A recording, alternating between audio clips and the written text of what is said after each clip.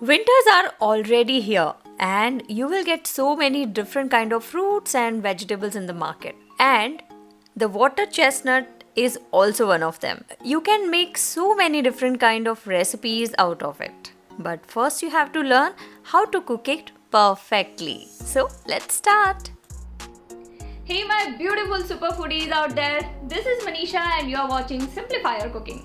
Today's our amazing recipe is, let's start! Before starting the recipe, first we have to learn how to choose perfect chestnuts. In the market, you will get two types of chestnuts, green and black.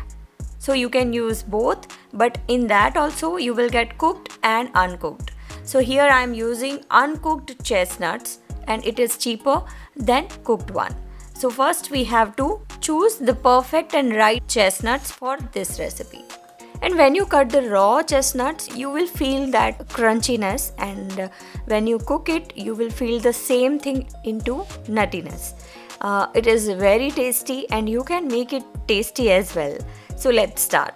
First we have to wash all the chestnuts like this. Here I am using 1 kg of chestnuts. Maybe you know or not, but these chestnuts are grown in pond. That's why it is called water chestnuts. So first we have to wash it properly to clean the outer layer, outer surface. If possible, wash them in running water. So here I am taking a pressure cooker. Add a small amount of water into it. Small amount means how much? You have to just take 1/4 cup of water and a small amount of salt also. As we all know, all chestnuts are having a very good amount of water into it naturally, so we just have to cook it with small amount of water so that it will be balanced. Now cover the lid and it's time to turn on the flame. Here I am showing you the flame as you have to keep it on full. Now put the pressure cooker on it, and how many whistles you have to take? You just have to wait and listen carefully. Before the first whistle of the cooker, you just have to turn off the flame.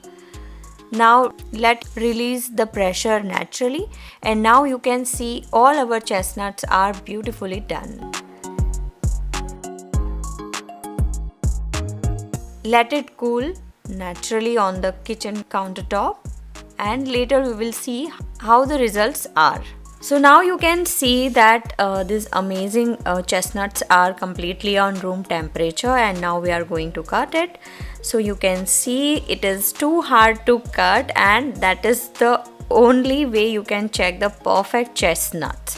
So if you cut the chestnut like this, you will get the whole piece out of it. Look at this. This is so beautiful. This is perfectly nutty in texture and it is perfectly cooked.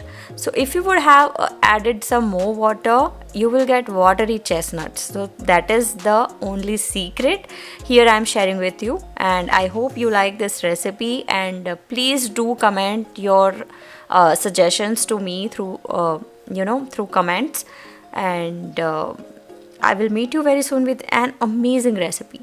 Till then, take care of your beautiful selves. Bye bye.